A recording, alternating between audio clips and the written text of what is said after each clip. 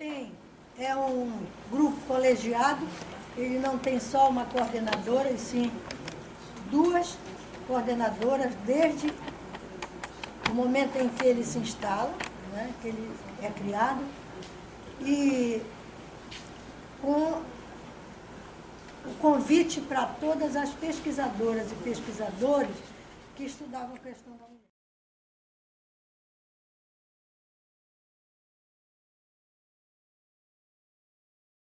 Eu não vou falar muito, viu? Eu só quero dizer rapidinho, primeiro, do agradecimento, da presença, segundo, da importância que este evento ele se ocorre no dia de hoje, terceiro, porque mulheres paraenses e a violência no golpe 64, né? Por quê? A importância que é, porque o filme, e dizer para vocês que isso tudo, ele está repercutindo um grande amor pela vida.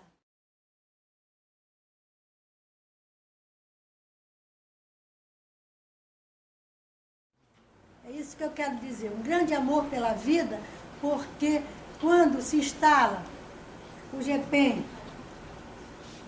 como sendo criado e permanecendo nessa sequência de 25 anos com trabalhos, com vários eventos e várias invenções das professoras que fazem parte e professores que fazem parte dele, mulher não era estudada na ciência, né? Não tinha aquela força.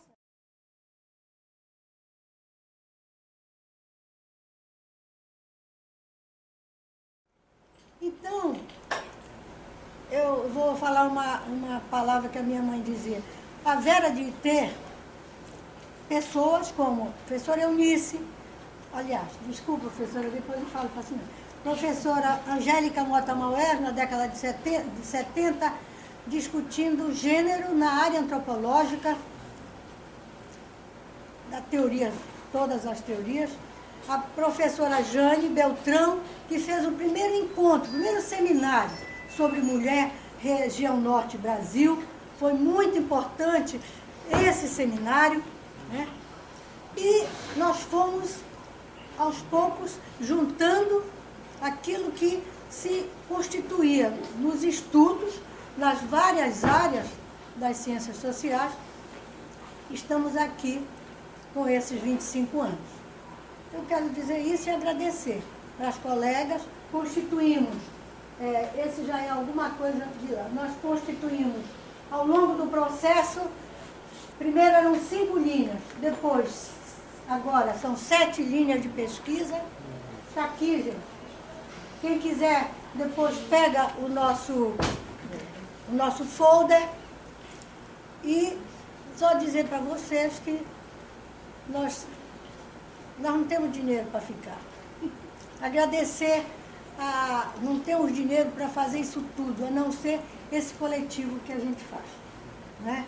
Alguém me dá tanto, outra alguém me dá tanto, às vezes, outra, no caso, a Adriane hoje trouxe os recursos dos salgadinhos, sabe?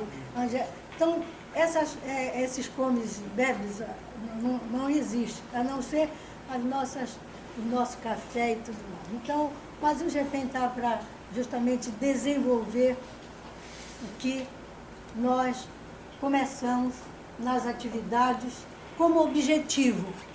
Existe uma história, quem quiser vai lá no blog GPEM Acontece, vai ler quem é o GPEM. Eide, não dá para a gente dizer isso aqui agora. Então, agora eu passo a palavra. Muito obrigado pelos diretores do Instituto de Filosofia e Ciências Humanas que nos agregaram durante esses 25 anos. Muito obrigado para todas as pessoas que estão sempre conosco, né?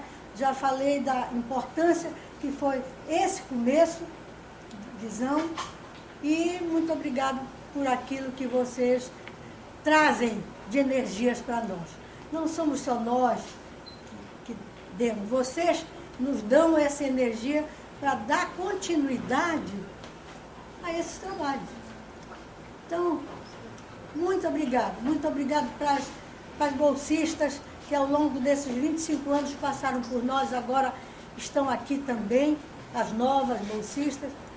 Não é nenhuma de CNPq, gente, infelizmente não consegui nenhuma. Mas estamos aqui. Agora quem vai falar é a professora Eunice.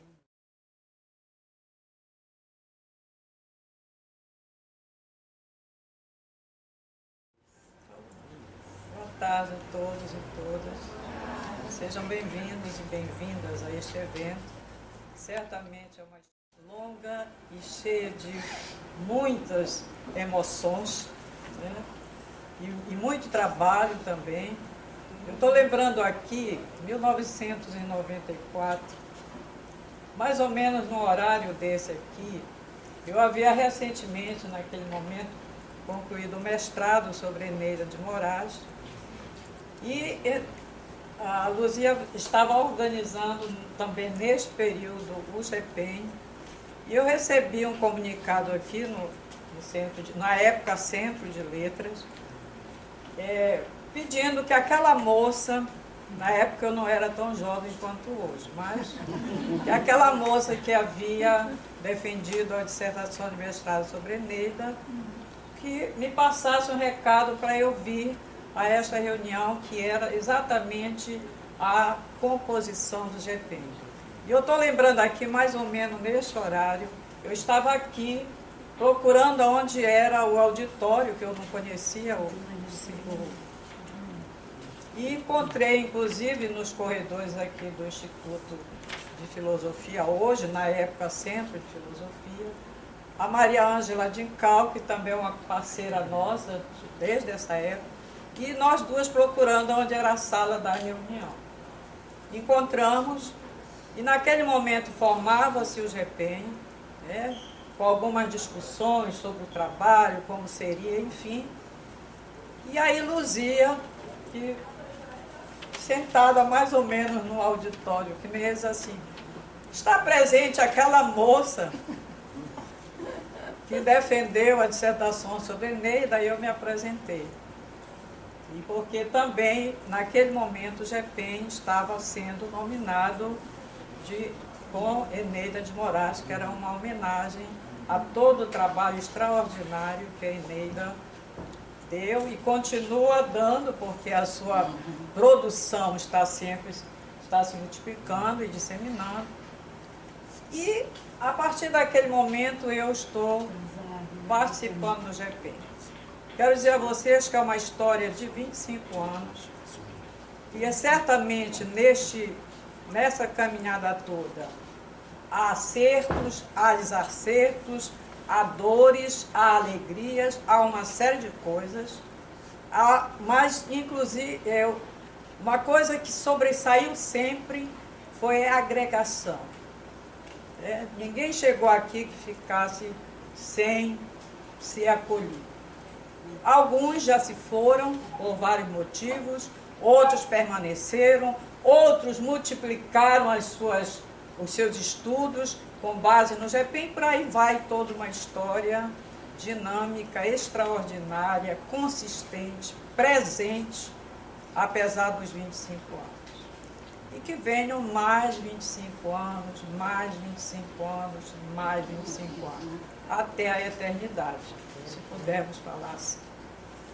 Eu fiz um texto há algum tempo, num dos aniversários do GEPEN, mas eu vou ler só no final. E toda vez que eu vejo esse texto, eu sempre acho que ele tem 25 anos. Depois eu digo, pô, é um texto pequeno, é um parágrafo só, mas eu vou deixar para o final, porque na hora do encerramento eu posso compartilhar com vocês esse texto, que eu fico sempre olhando para ele, lendo. É uma coisa assim, no aniversário do GEPEN eu tenho essa leitura e acho que ele tem hoje sim 25 anos, apesar de ter sido escrito recentemente. Mas depois eu conto essa história no final do evento.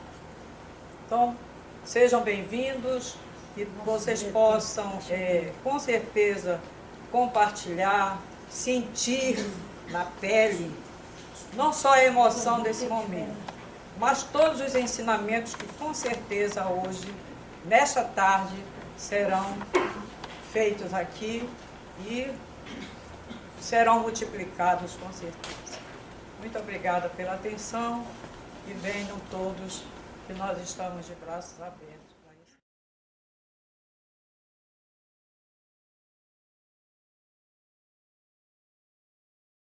Nesse 17 de julho, havia algumas, não, 28 de julho, porque havia algumas pessoas que eram agregadas comigo, que era a professora Naná, acho que quem da história conhece a professora Naná, Sarges, a Nilza, está bem ali, Naná, Sarges, Nilza, alguns que não estão ali ainda, a cabeça da Estou por trás daquela moça que está com bicicleta.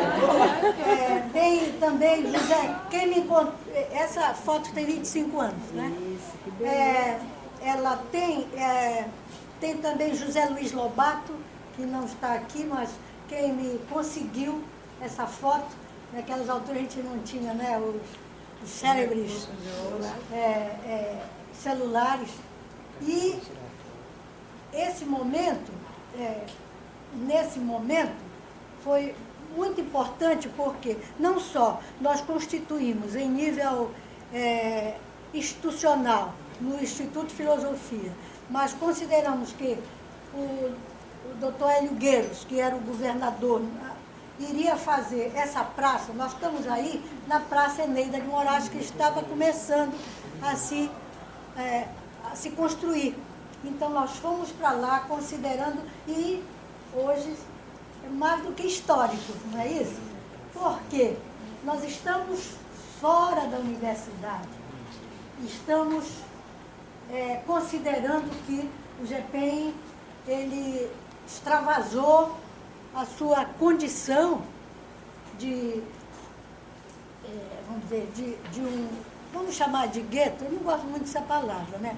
Por quê, gente? Um grupo fechado, não é melhor? Não é isso? Um grupo fechado assim, só institucional, da universidade, tudo. Mas ele está. Então, isso é uma prova de que nós estamos lá, tá? Nós estamos aqui, nós estamos lá, nessa amplitude.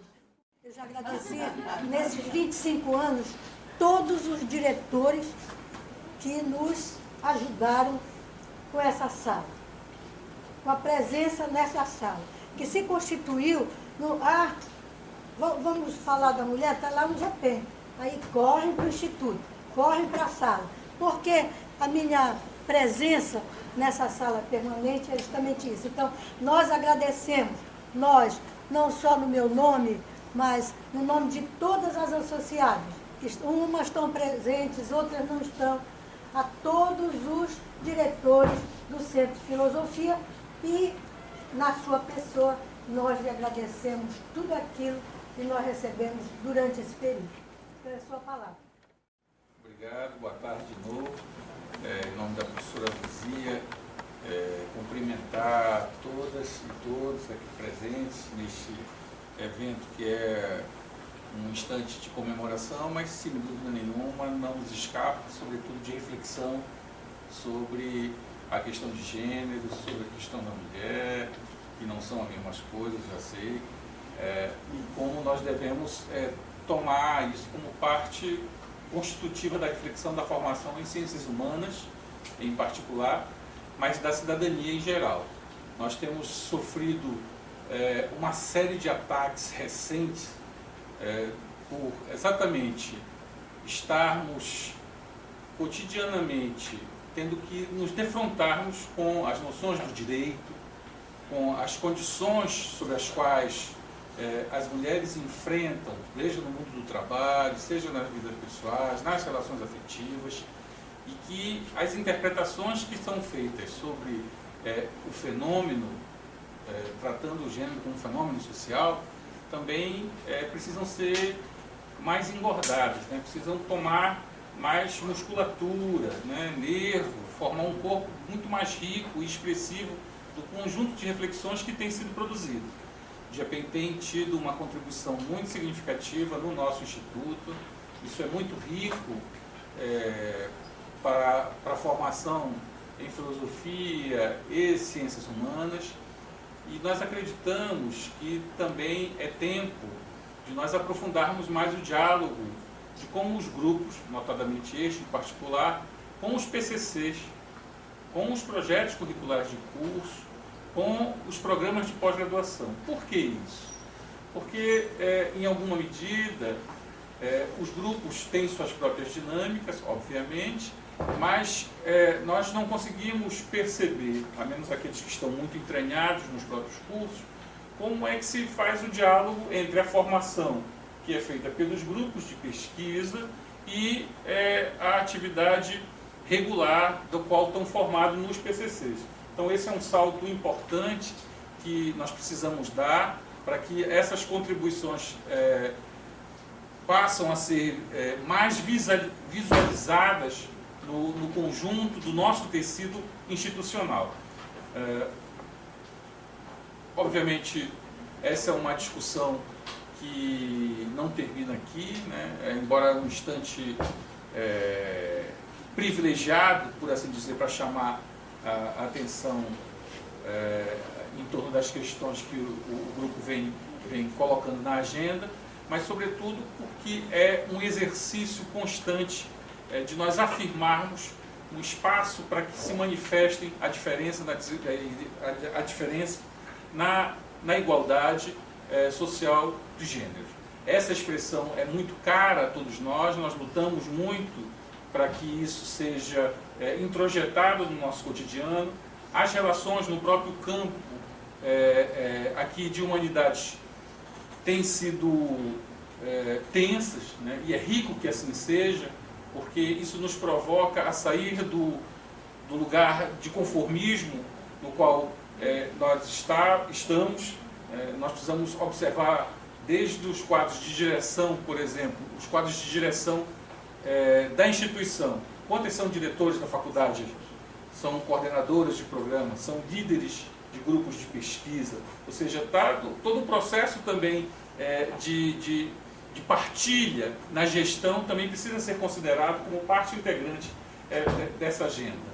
Aproveito a todos para convidá-los para participarem no dia 4 de setembro de uma outra atividade que é Ciências Humanas em Xeque.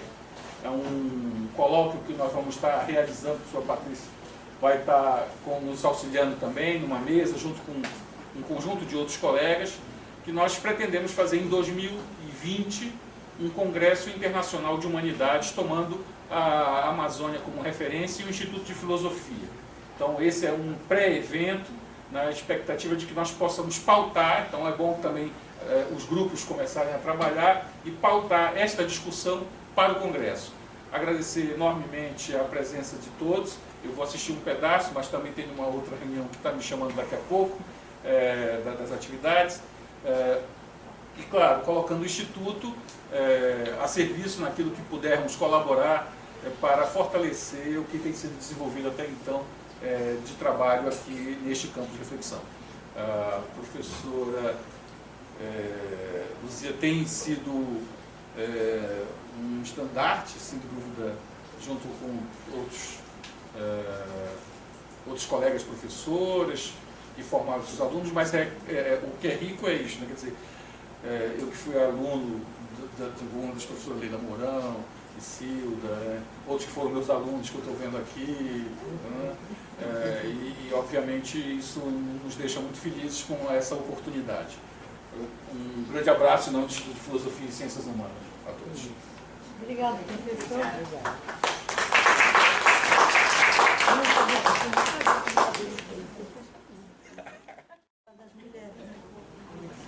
Um documentário com todas as mulheres, duas delas, eram 40, duas delas já faleceram. Então, nesse momento, nós estamos desfazendo um filme e refazendo uma mesa de depoimentos daquilo que foi que foi vivido, né? Porque elas disseram, não somos vítimas, nós refizemos a nossa vida. Então, aqui nós temos 5 mulheres que vão estar aqui nessa mesa para depoir. Nós vamos ouvi-las, vamos gravar, porque vai sair um documento desses 25 anos do GPEM. Nós vamos tirar esse documento das falas das nossas paraenses que viveram o golpe de 64. Então, eu convido a professora Essilda Veiga,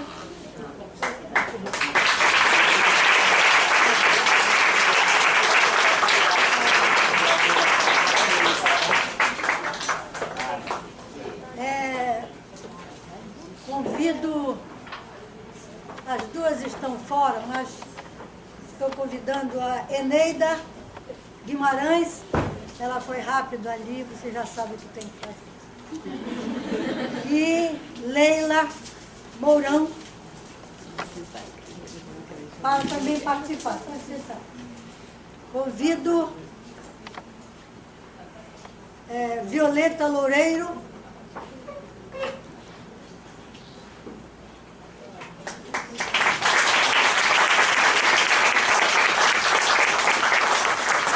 convido Angélica Mota Maués. A partir de agora, ela será a mediadora e a responsável por essa mesa. Não me culpem de nada.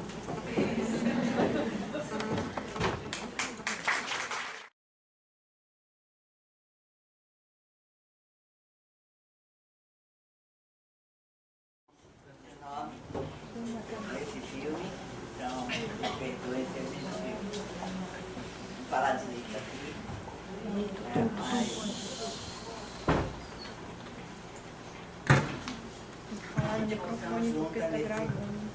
nesses depoimentos, mas também muita força, né? Muita força, muito afeto, apesar de tudo, a alegria das pessoas, né? A duras penas conservada, o propósito de continuar na luta pela liberdade, pelos direitos de todas as pessoas, não vou dizer de todos e todas, porque são todas pessoas humanas, qualquer que gênero assumam ou queiram ter. Mas é impressionante o filme, não é? E a força daquelas mulheres que aparecem depois que você vê cada uma delas com o seu nome, um excerto de uma biografia, mães, profissionais, enfim. Eu disse para minhas orientandas, meu grupo de atuais e ex, que era a primeira vez que eu ia aparecer numa mesa, não como Angélica somente, como Angélica professora, como Angélica amiga, mas como mulher de um ex-preso político, que não está aqui nesse momento, mas que, quando estavam falando das cores dos livros, levaram a Bíblia que ele tinha me dado de presente, porque tinha capa vermelha, quando vasculharam a minha casa, depois da prisão dele, né? Que até o vaso de porcelana ganho no dia do casamento, jogavam a areia toda do vaso para ver se tinha alguma coisa dentro. Enfim, são momentos que a gente viveu e que esse filme me trouxe à memória, embora eu não tenha passado eu mesma, mas passei, de certa forma, pela prisão geral. Então eu queria lembrar desse momento, essa participação. Mas eu não vou me alongar, eu vou passar a palavra ao que importa nesta mesa, que é o depoimento das 4 mulheres que estão aqui, eu vou dizer o nome pela ordem que está nesse programa. Então, a mesa redonda Mulheres Paraenses e a Violência no Golpe de 1964.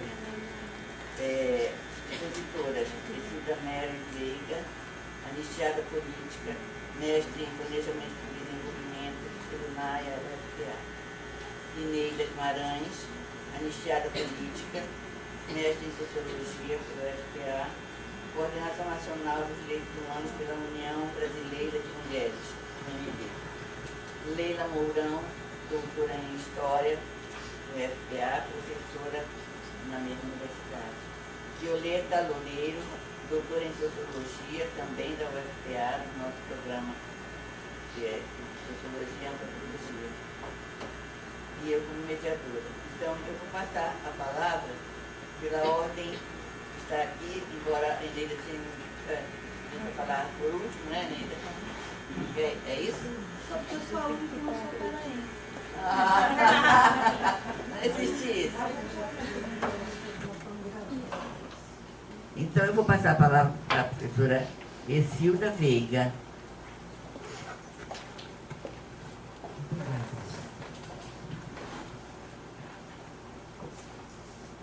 Torre das Donzelas me trouxe à memória uma experiência, eu acho que é a mais difícil que eu já enfrentei na minha longa vida. Já estou com 72 anos, completamente de março. Mas aí me trouxe à memória algumas lembranças, só que diferentes, lembranças diferentes das que foram apresentadas. Que aí houve a possibilidade de um grupo de mulheres formarem um coletivo, estarem juntos, se apoiando. A minha experiência de prisão foi uma experiência muito dura, muito difícil, porque eu sempre fiquei a sós, solitária. Nós éramos estudantes da Universidade Federal do Pará, estudantes de Ciências Sociais, da antiga Faculdade de Filosofia, Ciências e Letras, né, que abrigava os cursos de Ciências Sociais, História, Geografia, Pedagogia, Matemática, Física. Aliás, minhas grandes amizades vêm desse período. E o nosso curso de Ciências Sociais era um curso que dava ensejo a debates, a discussões, e entrei justamente naquele ano que foi um ano importante, 1968, o ano que não terminou. 10 anos atrás, ou 20 anos atrás, encontrei com o Zoe Ventura num debate. O Zoe Ventura escreveu aquela obra importante, nos lembrando, 1968, o ano que não terminou. Aí eu cheguei a perguntar para ele por que ele deu esse subtítulo, o ano que não terminou. Aí ele teve a oportunidade de dizer no evento que foi celebrado nesse prédio do hoje São José de Liberta. Aí ele disse porque as esperanças, as expectativas, os sonhos daquela juventude toda não se concretizaram. E é por isso que 68 ainda não terminou. Seja no Brasil, seja na França, seja na Alemanha, em todos os lugares onde os jovens puderam se manifestar. E agora me veio à memória a experiência minha, solitária, estudante de Ciências Sociais na Universidade de Brasília, o Paulo Fonteles, então meu marido, estudante de Direito, casal do Pará, que surpreendia todo mundo, porque a gente sabia cantarolar o Submarino Amarelo, lembra? E é o Submarino dos Beatles, a gente sabia das coisas, ficava todo mundo muito surpreso. Afinal, a gente vinha aqui do fim do mundo, a Amazônia que agora está em chamas, como nós estamos acompanhando no noticiário. E aí nós começamos a nos destacar. Fizemos algumas atividades, inclusive na época trouxemos, por iniciativa do Diretório Central dos Estudantes, que estava impedido de funcionar, mas mesmo assim nós conseguimos levantar. Trouxemos o Teatro Oficina, o Zé Celso Martinez Corrêa, que fez uma caminhada distribuindo sementes, e a partir daí o movimento cresceu, começamos a ter assembleias grandes, participação importante, mas nessa época identificamos que o reitor da Universidade de Brasília, José Carlos Azevedo, que aí nós comentávamos, fazendo comentários desairosos a respeito, era oficial da Marinha, tinha passado o período nos Estados Unidos e fez um curso lá pelos Estados Unidos, e a partir de então ele teve essa prerrogativa de ter uma formação acadêmica e assumiu já a Universidade de Brasília naquelas circunstâncias após o AI-5. Nós todos estamos lembrados de AI-5. 1968, 13 de dezembro, uma sexta-feira que jamais me sairá da memória, quando o nosso ministro da Educação, já Passarinho, percebendo que o AI-5 havia fechado o tempo, daria ensejo à fase mais terrorista, de banditismo da ditadura militar mais violenta, assassina, ele usou aquela expressão, as favas, os escrúpulos, né? Todos nós somos lembrados disso. Pois é, a partir de então, essa coisa de qualquer movimento, nosso movimento era muito simples, abrir a sala do centro acadêmico, trazer o pessoal para ler o jornal, conversar, o debate que era possível fazer, até que um belo dia as prisões começaram a acontecer e nós, eu e o Paulo, fomos os primeiros. O Paulo, estudante de Direito, ele até participava, estava como bolsista, também estava como bolsista no professor que era antropólogo, não me lembro não, era Roberto Rai, lá em Brasília. Eu estou assim, com essa dificuldade de saúde, com esses lapsos de memória. Agora esqueci, talvez eu me lembro depois. Pois bem, aí foi quando ocorreu a nossa prisão. Aí fomos levados para o batalhão de guardas da Polícia do Exército, no setor militar urbano, e aí não conseguiram nos arrancar depoimento. E aí foi quando eles tomaram a iniciativa de nos transferir para o Rio de Janeiro, porque lá havia sido montado um esquema de tortura científica, e aí nos embarcaram um dia no avião, até hoje, até o Paulo chegou a fazer um poema, quando eles, anunciando a nossa chegada no Rio, alô, alô, Botafogo, alô, alô, Botafogo, a mercadoria chegou. A mercadoria eram os estudantes descidos, eu grávida do meu filho mais velho, Paulinho, que nasceu nessas circunstâncias. Aí nos levaram para esse outro lugar, que depois nós custamos a identificar o lugar de que se tratava. Que lá se anunciava em Brasília, fazia uma tortura científica, eu sempre sentei num lugar em que tinha os botões e o sujeito lá ficava tipo num púlpito, e ele mexia os botões, eu tinha as sensações a mais, nem me lembro que circunstância eu saí de lá. E aí, depois disso, me levaram para o Hospital Central do Exército, isso lá no Rio de Janeiro. E aí, quando estavam preparando a nossa volta para Brasília, foi onde o Paulinho nasceu, no Hospital da Guarnição de Brasília, um belo dia rompeu lá um sujeito com uma arma, um 45, até hoje eu vejo a cor daquela arma, aquele preto. Aí eu vi escrito no coisa dele, Major Demiú. Aí foi que me disseram que ele estava enlouquecido por conta das torturas, dos acontecimentos, torturas, prática da qual ele participava muito ativamente. E aí nesse dia ele rompeu na 13ª Enfermaria do Hospital Central do Exército e me encontrou lá. Aí de repente me apontou aquele revólver, aquele 45 preto que não sai da memória. Aí o pessoal chegou, tirou e tal, aí me trouxeram de volta para outro lugar, até a nossa transferência para Belém. Então essa coisa da experiência da prisão para mim foi muito, muito difícil, porque tive um filho nessas circunstâncias, já no Hospital da Guarnição de Brasília, fiquei com ele para amamentar apenas 30 dias, por autorização médica. Minha sogra, Dona Anita Fontes, foi buscá-lo e fizemos aquela parte da prisão lá, viemos terminar de cumprir a pena de prisão em Belém, ficamos no batalhão de guardas da PM, que não é mais batalhão de guardas da PM, ali na Gaspar Viana. Foi quando eu engravidei do meu outro filho, Ronaldo, que nasceu um mês depois.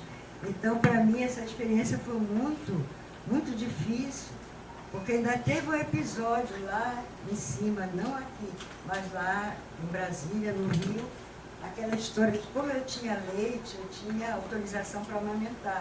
Aí essa coisa de querer me aplicar uma injeção, um remédio, aí eu me recusava a tomar qualquer coisa justamente para ter leite e amamentar o Paulinho, coisa que eu consegui fazer durante os 30 dias que ele era que me eram permitidos.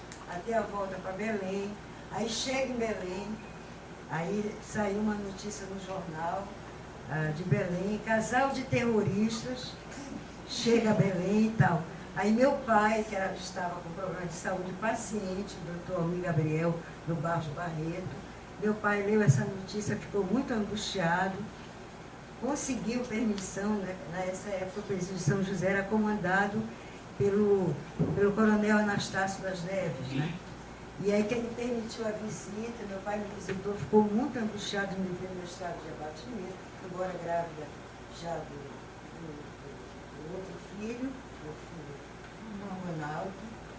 E aí isso já tem quase 50 anos, esses fatos. E aí meu pai viu essa notícia, foi nos visitar, aí no outro dia um membro da minha família foi lá no presídio de São José e eu entendi o que tinha se passado. Papai sofreu tamanha emoção que veio a falecer logo depois que voltou para o hospital. De ver no estado final nos encontrávamos, eu e o Paulo. E foi assim, essa fase assim, muito espinhosa, muito difícil, muito dramática, dessa minha experiência sobre a ditadura militar. Além do fato de que quando foi editado o AI-5, 13 de dezembro de 68, uma sexta-feira, vieram juntos a Lei 5.540, que expulsava da universidade os estudantes que participassem de atividades subversivas, como eles diziam, o decreto-lei 477, que me afastou da universidade durante muito tempo. Tanto que eu só consegui concluir meu curso, entrei em 68, na antiga Faculdade de Filosofia, né? Que era o centro de todo o movimento, vinha o pessoal da medicina, da engenharia, de direito. Então, eu só consegui concluir meu curso em 1983, assim, a duras penas, com muitas dificuldades, né? Por conta dessa interrupção da minha vida acadêmica, da minha vida pessoal, praticada pela ditadura militar. Mas quando nós saímos dessa situação, conseguimos fundar a Sociedade Paraense de Defesa dos Direitos Humanos, o Comitê da Anistia, que foi presidido pelo Paulo, e muitos fatos assim, importantes nesse processo da redemocratização que nós enfrentamos no estado do Pará. Até ocorrer, dia 11 de junho de 87, o assassinato do Paulo, que como advogado do povo, advogado dos poceiros, essa ligação grande que ele tinha com o movimento dos trabalhadores do sul do Pará, veio a ser assassinado no dia 11 de junho de 1987. Um pouco antes, eu acho que, me apercebendo do que poderia vir a acontecer, eu tive a oportunidade de fazer concurso para a universidade, assinei contrato no dia 30 de setembro de 1986, quando foi 11 de junho de 87, o Paulo foi morto, Paulo Fontes, naquelas condições que nós todos conhecemos, né? Com 3 tiros na cabeça, um caso ainda não solucionado até os dias de hoje, e assim, aquela luta, a luta de muito tempo. Então, esses fatos, a lembrança dessas coisas que aconteciam, claro que só podem nos deixar comovidos, né? Aí eu me lembro da antiga Faculdade de Filosofia, né? Eu entrei em 68, já tinha a Angélica, a Ana Tancredi, que fazia o curso de Pedagogia, porque a Faculdade de Filosofia abrigava todos esses cursos, Ciências Sociais, que era o meu curso de História, Pedagogia, Letras, acho que Matemática, Física, essas amizades todas que vieram daí desse período. Então, o depoimento que eu tenho a fazer, o que eu gostaria de lembrar, é que nós temos que estar sempre atentos. Nós estamos passando por uma situação extremamente grave no Brasil, a Amazônia em chamas, a liberação do uso de armas, fuzis, aí em aberto, essas coisas nós não podemos permitir, nós não podemos aceitar. E acho que essa lembrança desses fatos passados sobre a ditadura militar nos leva a atenção, nos convoca a continuar em luta permanente, muito atentos, como lembra aquela canção, é preciso estar atento e forte, né? Porque nós estamos passando por grandes perigos. A Amazônia em chamas é uma desses elementos, outras arbitrariedades que nós temos acompanhado nos dias de hoje. E lembrar a nós todos que a luta continua aqui, o exemplo de 68, desse período que foi retratado, a experiência das mulheres que participaram da luta, esteja presente no nosso dia a dia, no nosso cotidiano, para nós evitarmos que mais uma situação como essa tenhamos que passar no Brasil. Porque já o que passou no período anterior já foi, eu acho, uma lição extremamente importante para nos precaver dessa temeridade toda. Muito obrigada pela atenção.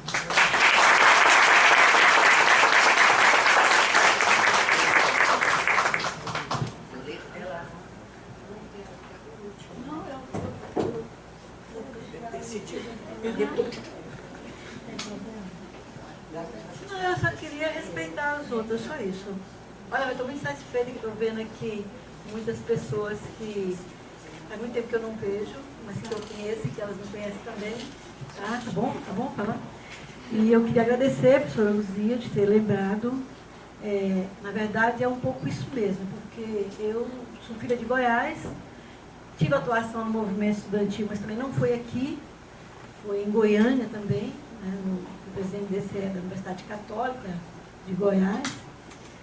E depois de... Vou contar a história rapidinho, que eu acho que relaciona muito toda essa questão que passou com essas mulheres ali no Tiradentes. Acho que o filme traz o retrato da realidade que se deu, mas também fortalece a resistência nesse momento que precisamos tanto. Eu acho que foi muito feliz a professora Luzia ter escolhido nessa data esse bate-papo e abrir com esse filme.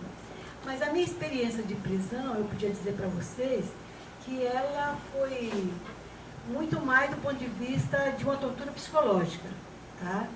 Eu, como disse para vocês, eu sou filha de Goiás, eu sou filha de uma família de fazendeiros.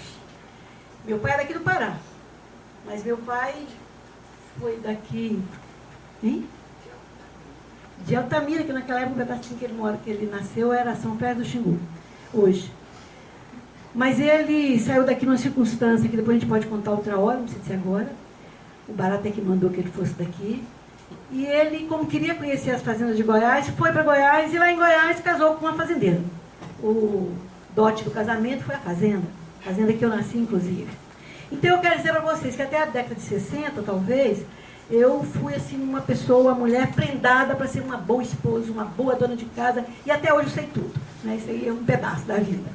Mas exatamente quando eu acabo tendo um contato com a UNE, lá ainda antes do golpe, em 62, eu tive uma experiência muito interessante de conhecer uma peça do CPC, que eles apresentavam sempre, onde passavam, e que a peça, entre outras que eles apresentaram, né, o Sr. Edgar, o Mais Valia Vai Acabar, o Alto dos 99, mas eles não apresentaram, mas deixaram um folheto. E eu li esse folheto e isso me mudou muito. Por quê? A peça era 4 quadras de terra. E era exatamente uma discussão de coisas que eu conhecia, que era onde eu vivia, na fazenda, o dono da fazenda, a relação com os agregados, mas eu nunca tinha enxergado o contraditório. A peça me deu a oportunidade de enxergar o contraditório. E eu acho que daí eu comecei a relação com a ação popular, de ação popular depois de ação católica primeiro, em Juque, né? Então, nesse período, depois de 64 até mais ou menos 67, por conta da atuação no movimento estudantil, eu fui detida por muitas vezes. Mas era safo para mim, porque alguém da família me tirava, né? Só que aconteceu o seguinte, em 67, exatamente nas vésperas que eu ia casar dia 9 de setembro, não teve o casamento, viu, gente? Eu vou contar depois por quê. É que o noivo fugiu, mas eu vou contar direitinho. Mas é sério isso, gente. Bom, mas isso, ele fugiu, mas eu acho que foi, porque a gente via, como eu disse para vocês, de ação católica, depois as relações e essa discussão toda que a gente vai travando na mocidade, e essa força também de já mudando a cabeça de fazer alguma coisa, eu entrei em ação popular, né? E eu não sabia que o rapaz que eu ia casar com ele era um dos coordenadores de ação popular, porque a coisa era tão segredo que ele sabia que eu era militante, né? Eu era de base. Mas ele que era da coordenação, eu não sabia. E nós estávamos exatamente, nosso casamento ia ser dia 9 de setembro de 1967, morava eu na fazenda, quando ele foi passar na Gurita para ir lá fazer uma visita, para próximo dessa questão toda, ele foi preso. E naquele tempo não tinha celular, então a gente não ficou sabendo de nada. E ele ficou preso, mais outros 17 camponeses, no DOPS, lá em Goiânia, que é exatamente na Goiás, com a 2, né? Até o início do mês de setembro, o casamento era dia 9. Então, veja só, naquele período a gente estava dando uma assistência aos trabalhadores rurais de uma fazenda no município de Itaúsu, para criar o Sindicato dos Trabalhadores Rurais. E foi por isso que foi a prisão dele junto com os camponeses. Só que aí, numa madrugada, ele aproveitou que a pessoa trouxe para ele uns papéis para ele escrever algumas coisas. A pessoa saiu, ele saiu de mansinho atrás, olhou a pessoa, entrou para o corredor para ali, logo ali estava a escadaria, ele desceu o 9º andar do DOPS, lá em pleno centro de Belém, de Goiás, pertinho do palácio, pegou um táxi e foi bater na janela do meu quarto lá na Fazenda Faroeste. Só que meu pai e minha mãe não sabiam que ele tinha atuação política, sabiam de mim. Aliás, imaginavam que ele ia me tirar desse mau caminho. Era só isso que pensavam. Meu pai, inclusive, no dia que ele veio me pedir em casamento, meu pai falou assim: olha, você está vendo essa carinha? Isso, a hora que começar a aparecer as unhas, você não vai aguentar. Ele, na verdade, falou que cortava, mas não sei o que aconteceu. Tudo bem. Aí eu sei... Isso é brincadeira, eu estou falando, é sério. Eu sei que eu tive de acordar meus pais para contar para eles, né? E a gente estava pensando em sair junto, mas aí não deu certo, meu pai não deixou. Mas eu fui até por outra estrada que eu conhecia e levei ele até a cidade. De lá, um tio meu foi atrás de trazer um amigo dele e ele se mandou daqui, tá? Só que aí, meu pai me mandou primeiro para a fazenda do meu padrinho. Mesmo lá eu ficava escondida numa tuia, que era o meu padrinho, ele tirava essa revista da minha cabeça, né? Mas como meu pai todo dia passava nessa Gurita com os filhos menores para levar para aula, e todo dia paravam ele, revistavam tudo, ele falou: peraí, a Enélia de maior, já fiz tudo para ela mudar a cabeça, não muda. Ela que aguente, ela que tem que responder pelo dela. Levou a polícia lá e me entregou. Para a polícia. Eu não tenho nada a ver de problema do meu pai ter feito isso, gente. Não se admirem. Era um legalista. Calma, calma. E ele realmente estava olhando os filhos que ele tinha de responder por eles. Tá? Mas aí, nesse momento, os dias estão passando, daqui a pouco é o dia do casamento, ainda está para chegar. Eu fiquei uns 4 dias e, na verdade, nós tínhamos já comprado uma casa pelo sistema de habitação. A casa estava quase toda mobiliada, coisa muito simples que a gente tinha. Mas eles reviraram tudo, né, atrás e trouxeram para mim fotografias, roubaram até algumas coisas, e para me falar sobre essas pessoas. E, na verdade, o trunfo da minha prisão era pensando que o noivo vinha atrás. Bobagem, não vinha não. Você já fugiu do casamento.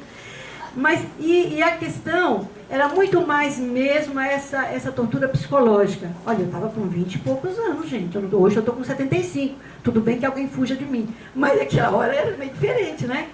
Casamento marcado, com clube, com igreja, papapá, os presentes já chegando, né? Convite distribuído. Minha mãe, quando eu chego em casa, ela me manda entrar em contato com todo mundo e devolver o presente, porque não ia ter mais casamento, porque não tinha noivo, né?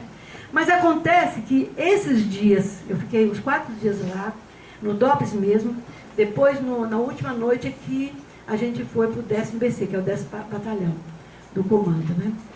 Militar. Mas, e ser acariada pelos camponeses. Mas a questão principal é que naquele momento, 67, era exatamente o momento que já se organizava o Sistema Nacional de Informação. Então, aquele delegado que prendeu o Marcos, aquilo era um trunfo para ele crescer na carreira. E, de repente, perdeu tudo na mão dele. Então, aquilo ele estava muito instigado a fazer o que fosse necessário para ainda recuperar aquela construção que ele já estava enxergando ali, né, que ia dar só benefício, só vantagem para ele, tá certo? Bom, de qualquer forma, na outra noite que eu dormi no DSPC, e sempre sendo acarinhada pelos camponeses, os camponeses, eu ia nessa região, porque eu conversava com as mulheres, que tinha lá a organização do Clube de Mães, né, mas as pessoas não falaram que eu não me conhecia. Conhecido uma coisa, sabe, muito o formato, porque, quer dizer, eu era muito menina ainda, acho que mais é por isso também, né, e eles todos eram homens feitos, e todos preocupados ali com as filhas deles que estavam à mercê sem saber o que ia acontecer.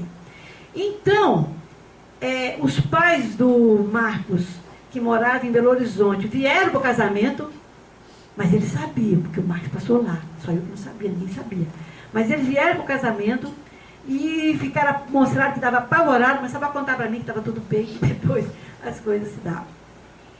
Então, o que eu quero dizer para vocês? Que esse período que nós vivemos de ditadura militar, e que hoje a gente percebe um outro rumo, né?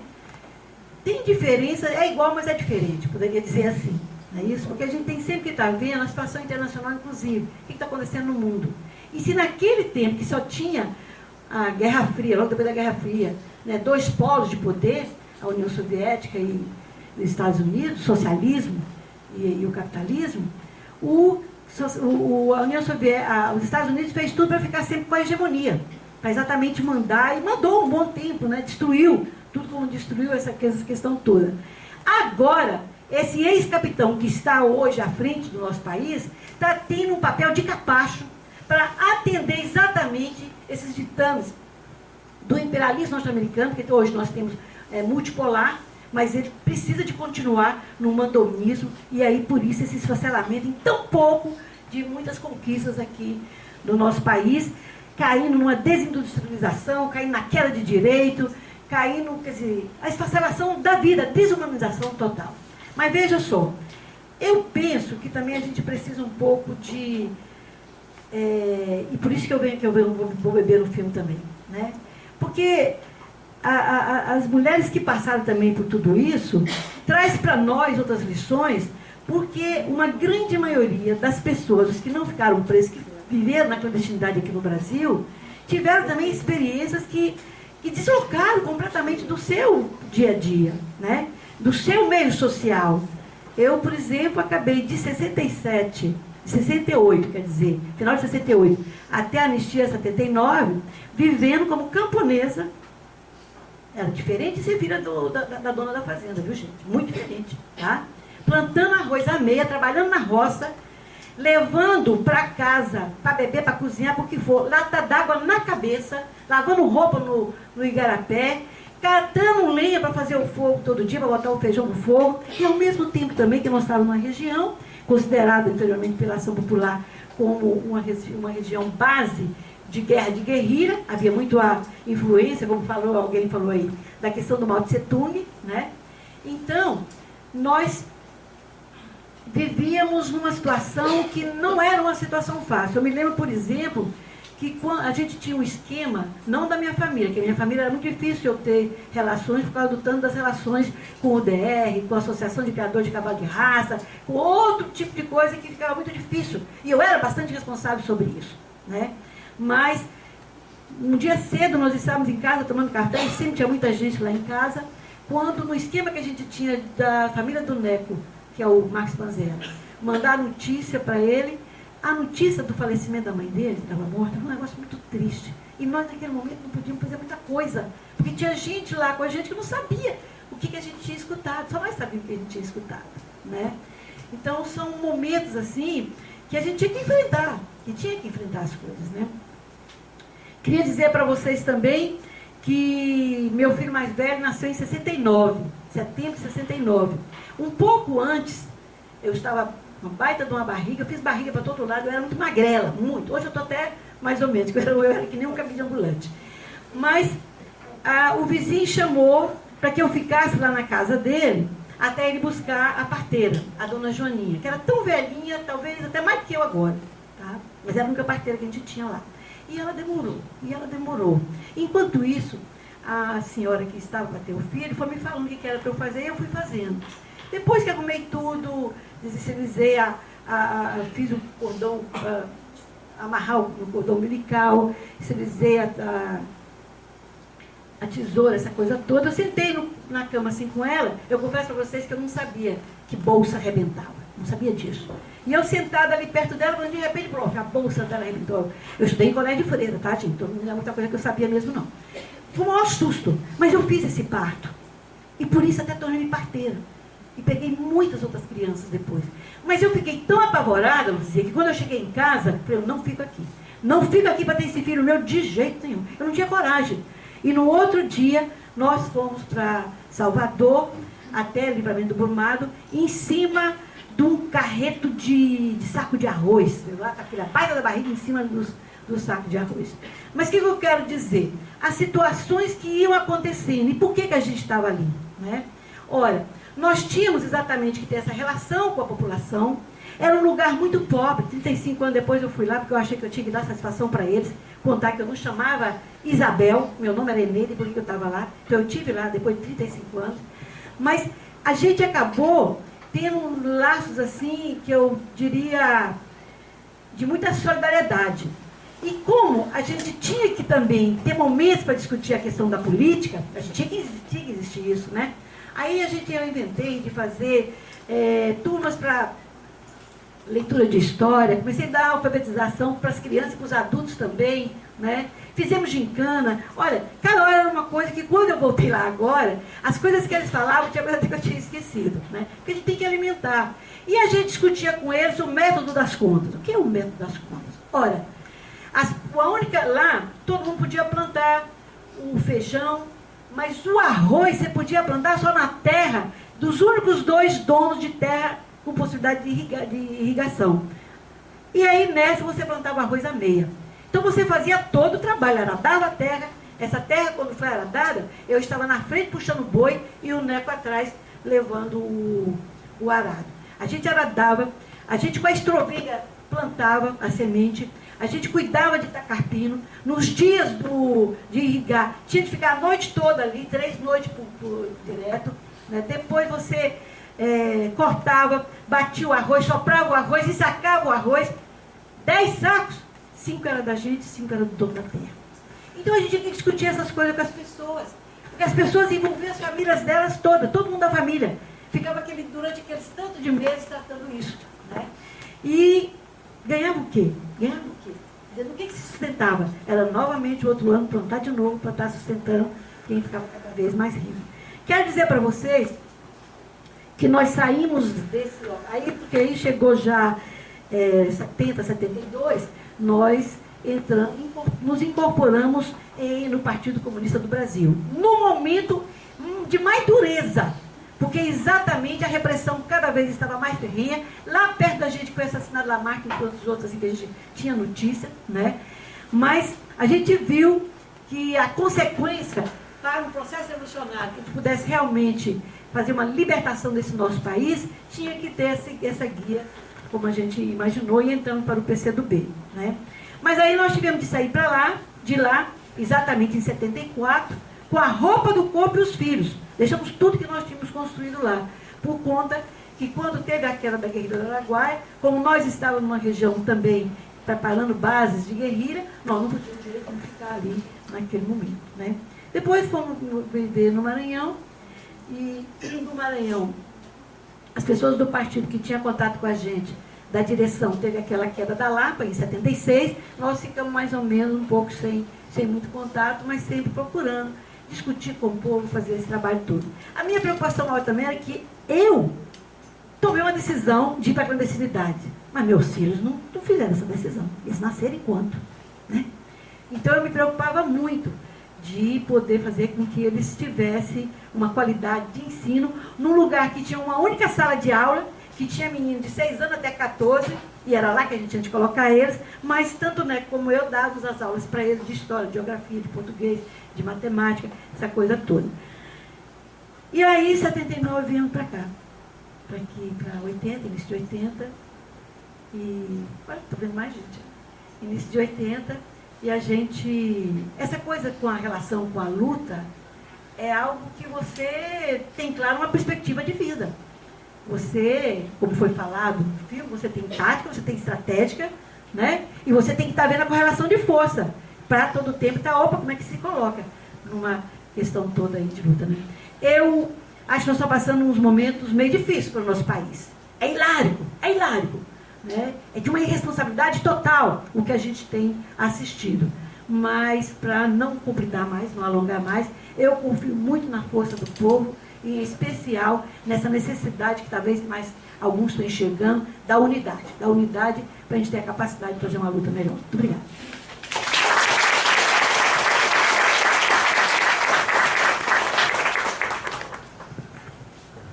Obrigada, Eneida. Agora eu vou passar a palavra, então, à professora Leila Mourão, para a sua fala.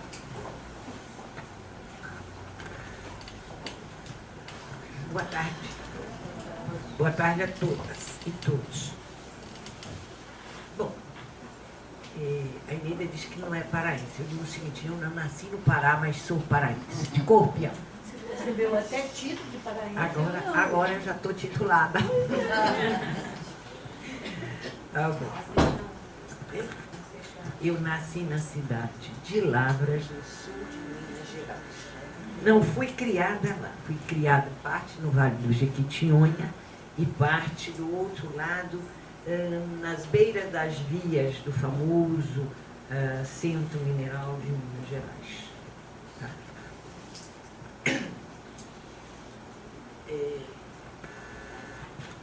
Eu diria o seguinte, as experiências são muito diversas. Algumas das pessoas do filme eu conheci e convivi em São Paulo. Tá? Mas eu gostaria de falar para vocês de três, na verdade, 5, que eu considero marcos na minha vida.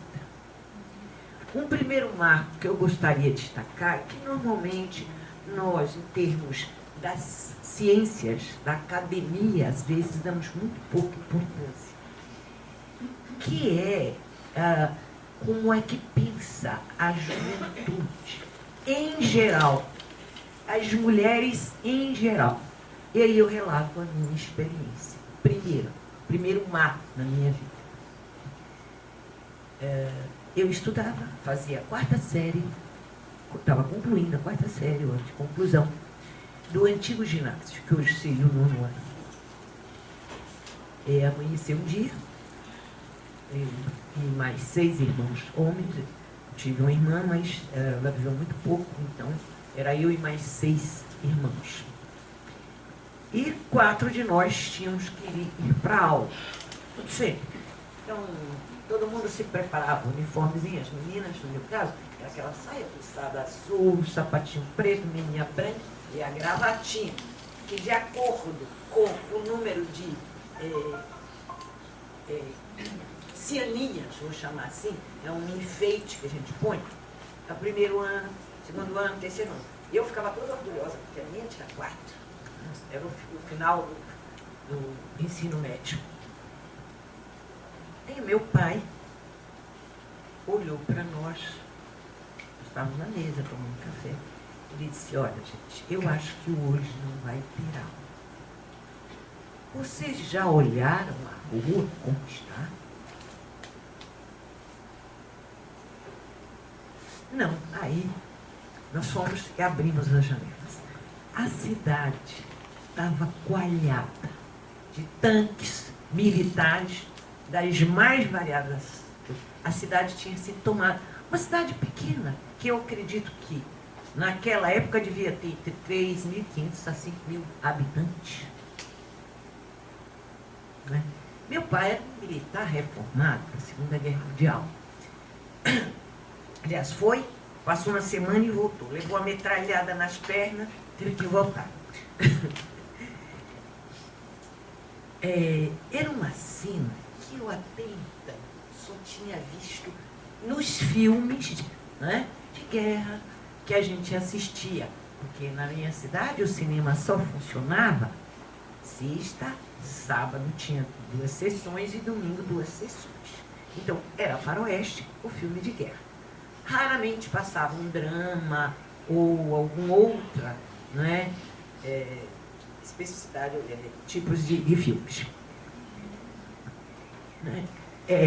Então, era uma imagem que a gente começou a comparar. Olha, parece aquele filme, parece aquele filme, parece aquele filme. Então, não tinha telefone, só tinha uma telefone na cidade, um posto, né? Telefone. Meu pai achou melhor ele ir dar uma olhada para o que estava acontecendo, apesar de que ele já tinha algumas informações. Se a escola ia funcionar.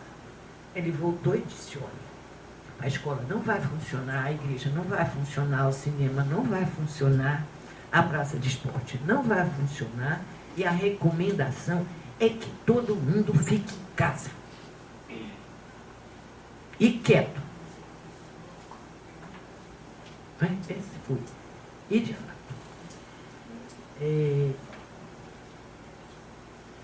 E aí é um instrumento que foi utilizado, né? O silêncio e o medo.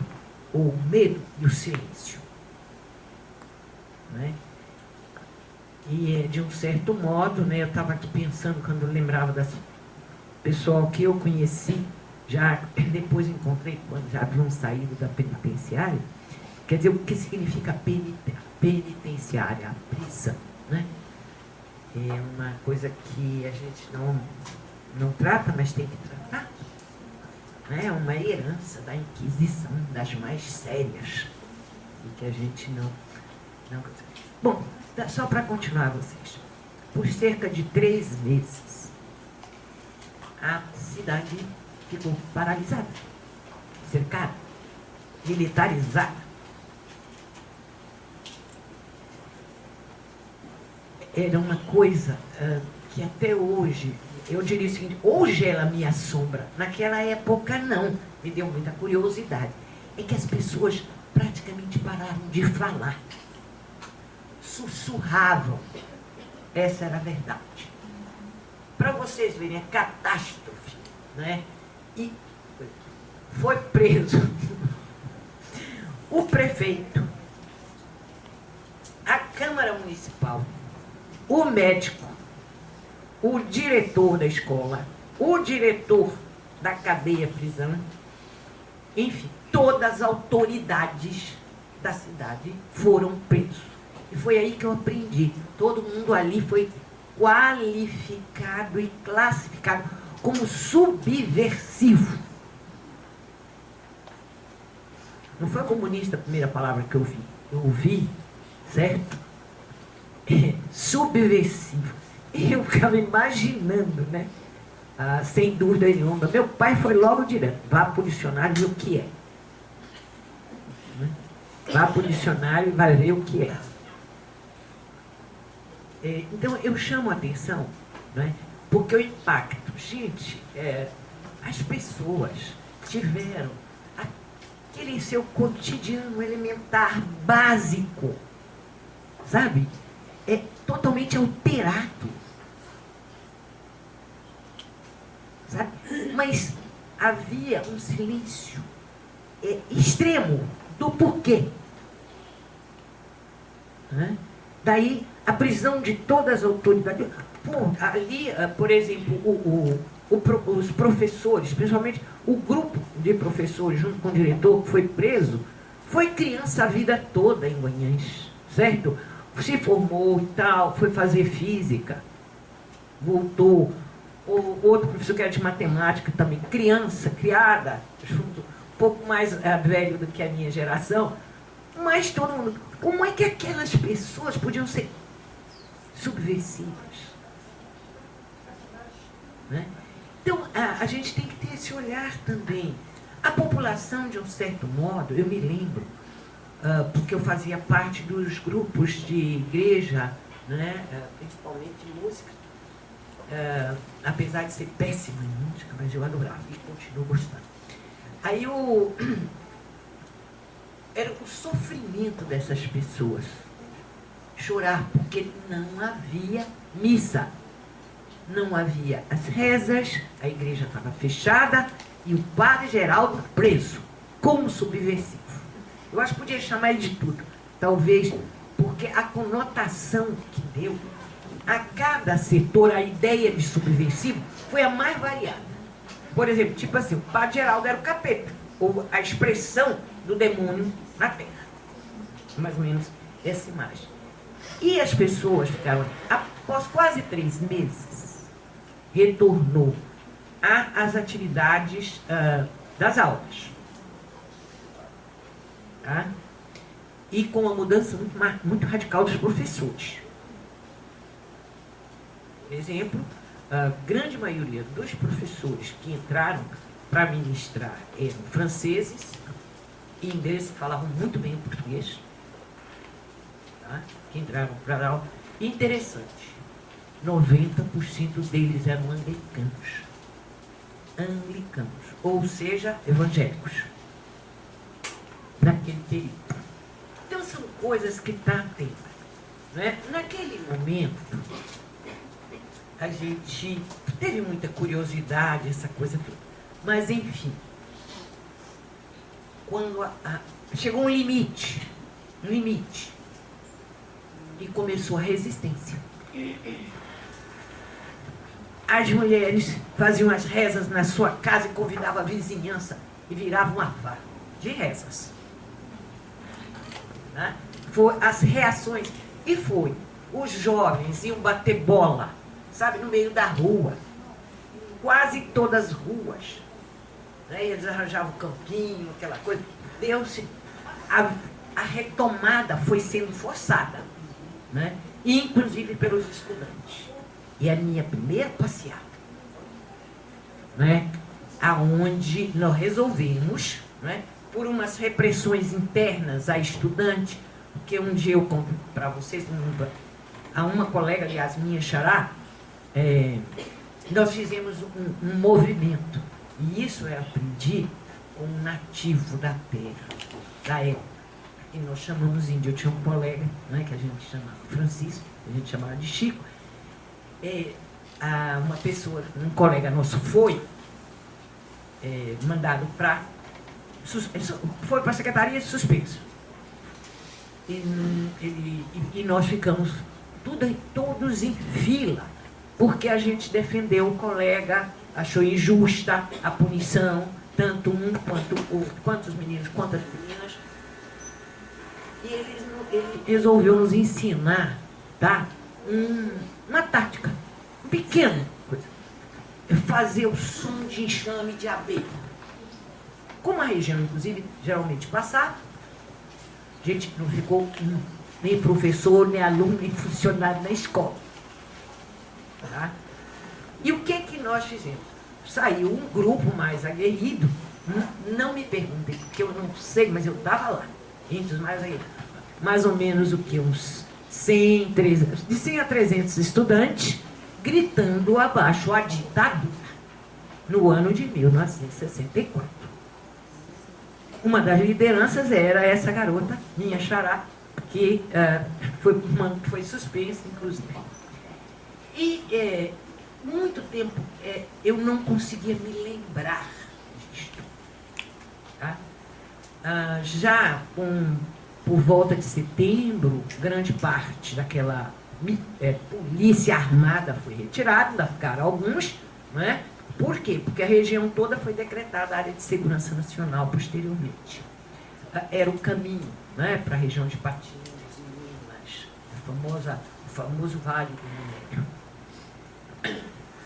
Bom, continuei estudando, né, terminamos, e só que essa vivência, esse momento, me despertou profundamente para a política. Aí eu fui de centro acadêmico, não, centro